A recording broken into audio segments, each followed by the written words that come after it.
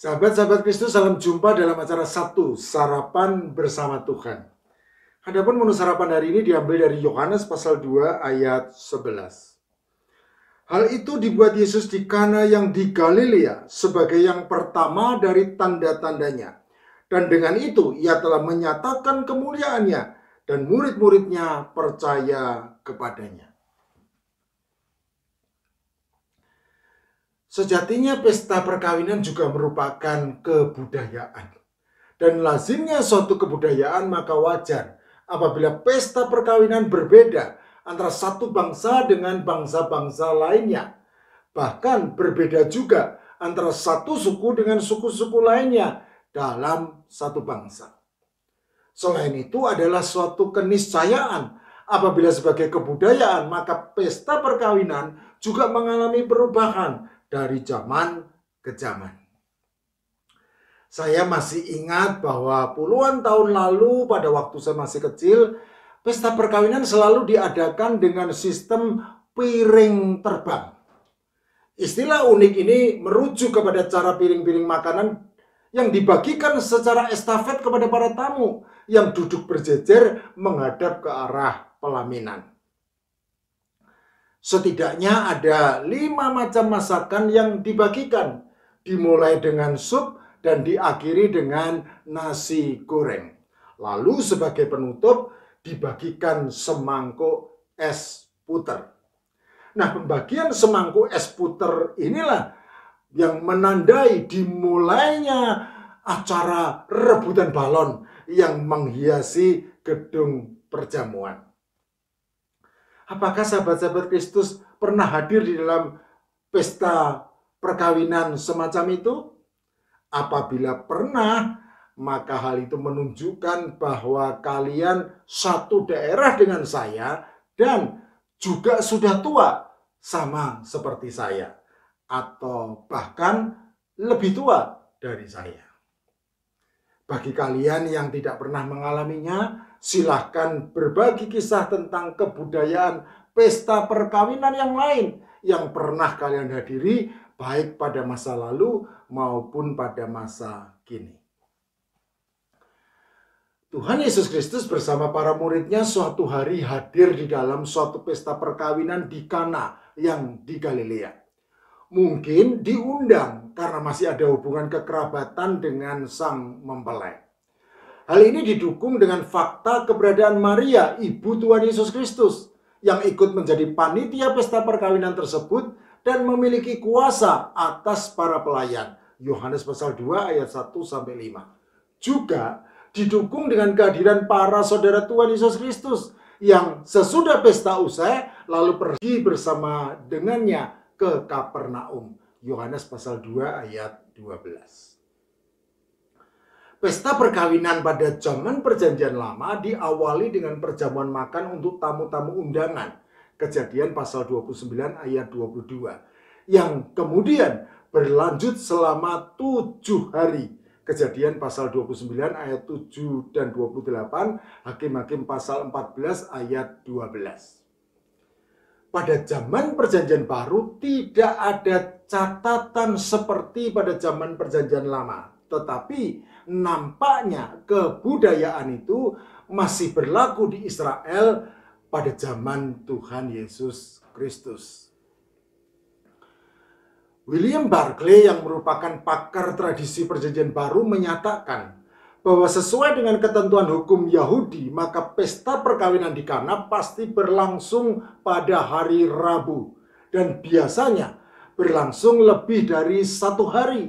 Karena kedua mempelai selama 7 hari dengan tetap memakai pakaian pengantin harus membuka pintu rumah mereka untuk menyambut para tamu. Selanjutnya, William Barclay juga menyatakan bahwa anggur merupakan hal yang sangat penting dalam pesta perkawinan adat Yahudi. Karena para rabi Yahudi mengatakan bahwa tanpa anggur tidak ada sukacita. Bukan berarti bahwa para rohaniwan Yahudi tersebut menyetujui kemabukan. Karena jelas bahwa kemabukan merupakan kehinaan di hadapan Allah. Amsal pasal 20 ayat 1 dan Amsal pasal 23 ayat 29 sampai 35. Oleh karena itu, sebutan minum anggur sejatinya mengacu kepada budaya minum air anggur sebagaimana catatan Yesaya pasal 65 ayat 8. Seperti kata orang, jika pada tandan buah anggur masih terdapat airnya, janganlah musnahkan itu, sebab di dalamnya masih ada berkat. Anggur harus selalu ada dalam kehidupan sehari-hari di Israel. Apabila tidak ada anggur, maka keluarga yang bersangkutan akan mendapat persoalan besar. Karena keramah tamahan yang disertai anggur merupakan kewajiban yang sudah menjadi semacam tugas suci bagi setiap orang atau keluarga Yahudi di dalam menyambut para tamu. Oleh karena itu, kehabisan anggur dalam suatu pesta perkawinan dapat dipastikan akan mendatangkan aib bagi kedua mempelai yang baru saja memulai suatu keluarga. Hal inilah yang kemudian mendorong Maria datang kepada Tuhan Yesus Kristus untuk memohon pertolongan. Yohanes pasal 2 ayat 3. Kisah selanjutnya yang berakhir dengan baik bahkan disertai pujian bagi mempelai laki-laki yang mewakili keluarga baru tersebut jelas tercantum di dalam Yohanes pasal 2 ayat 6 sampai 10. Di situ ada 6 tempayan yang disediakan untuk pembasuhan menurut adat orang Yahudi. Masing-masing isinya 2-3 buyung. Yesus berkata kepada pelayan-pelayan itu, "Isilah tempayan-tempayan itu penuh dengan air," dan mereka pun mengisinya sampai penuh. Lalu kata Yesus kepada mereka, "Sekarang cedoklah dan bawalah kepada pemimpin pesta." Lalu mereka pun membawanya. Setelah pemimpin pesta itu mengecap air yang telah menjadi anggur itu, dan ia tidak tahu dari mana datangnya, tetapi pelayan-pelayan yang mencedok air itu mengetahuinya, ia memanggil mempelai laki-laki dan berkata kepadanya, "Setiap orang mengidangkan anggur yang baik dahulu, dan sesudah orang puas minum, barulah yang kurang baik. Akan tetapi, engkau menyimpan anggur yang baik sampai sekarang." Kemudian Yohanes menutup kisah tentang pesta perkawinan di Kana tersebut dengan catatan penting. Hal itu dibuat Yesus di Kana yang di Galilea sebagai yang pertama dari tanda-tandanya, dan dengan itu ia telah menyatakan kemuliaannya dan murid-muridnya percaya kepadanya. Yohanes pasal 2 ayat 11. Sahabat-sahabat Kristus, apakah yang bisa kita pelajari dari kisah tentang mujizat yang pertama kali dilakukan oleh Tuhan Yesus Kristus ini? Banyak orang yang takjub dengan kuasa Tuhan Yesus Kristus yang sanggup melakukan mujizat dengan mengubah air menjadi anggur. Tetapi sejatinya bukan hal itu yang penting dalam kisah tentang pesta perkawinan di Kana tersebut. Melainkan yang penting dan harus menjadi pokok perhatian bagi kita adalah fakta bahwa Tuhan Yesus Kristus peduli kepada keluarga dengan hadir di tengah pergumulan keluarga untuk memberi pertolongan tepat pada waktunya.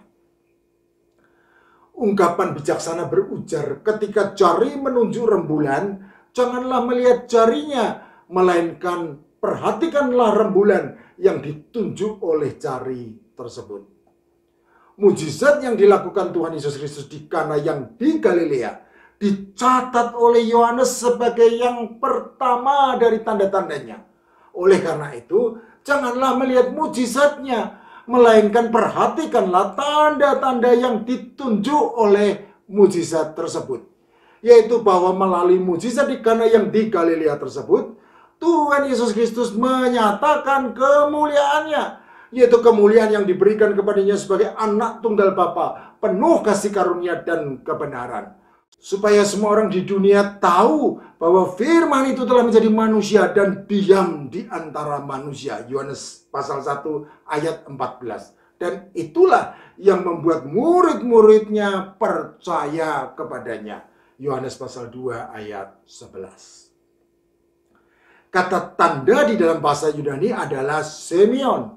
Kata Yunani semeion ini digunakan sebanyak 77 kali oleh para penulis Perjanjian Baru. Dan lazim diterjemahkan sebagai tanda dengan makna yang beragam. Yaitu tanda untuk menunjukkan kengerian, peringatan, keheranan, maupun tanda untuk menunjukkan suatu perbuatan yang hebat dan ajaib. Itulah sebabnya kata semeion sering juga diterjemahkan sebagai mukjizat. Yohanes di dalam Injilnya memakai kata semeion sebanyak 17 kali dengan perincian 10 kali dalam pengertian tanda dan 7 kali dalam pengertian mukjizat. Yohanes pasal 6 ayat 2, pasal 6 ayat 14, pasal 7 ayat 31, pasal 9 ayat 16, pasal 11 ayat 47, pasal 12 ayat 18, dan pasal 12 ayat 37. Kata semeion yang kerap dipertukarkan dengan pengertian tanda maupun mukjizat ini menunjukkan bahwa Yohanes hendak menyampaikan pesan yang penting, yaitu supaya para pembaca Injilnya memahami mukjizat sebagai tanda. Mukjizat air menjadi anggur yang terjadi di dalam peristiwa pesta perkawinan di Kana yang di Galilea jelas menunjukkan bahwa Tuhan Yesus Kristus peduli kepada keluarga dengan segala macam permasalahannya dan kemudian bersedia turun tangan memberi pertolongan tepat pada waktunya. Sehingga keluarga yang baru tersebut terhindar dari aib yang teramat memalukan dan sangat mungkin membuat bahtera rumah tangga yang akan mengarungi luasnya samudera kehidupan itu menjadi karam sebelum sempat mengembangkan layar. Sahabat-sahabat Kristus, hidup di masa pandemi virus corona tidaklah mudah. Persoalan dan penderitaan mungkin merupakan hal pahit serta getir yang selalu hadir di dalam kehidupan kita dan kehidupan keluarga kita sehari-hari. Saya tidak tahu bagaimanakah kondisi keluarga kalian saat ini. Tetapi saya tahu bahwa Tuhan Yesus Kristus selalu peduli kepada kita dan selalu peduli kepada keluarga kita. Oleh karena itu, undanglah Tuhan Yesus Kristus untuk hadir di tengah keluarga kita dengan segala macam permasalahannya. Dan marilah dengan rendah hati kita memohon kepadanya untuk memberi pertolongan. Apabila air saja bisa diubah menjadi anggur oleh Tuhan Yesus Kristus, maka percayalah bahwa tidak ada yang mustahil baginya.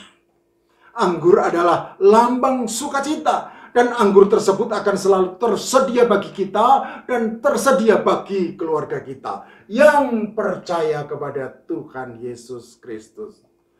Oleh karena itu, bersukacitalah senantiasa. Amin.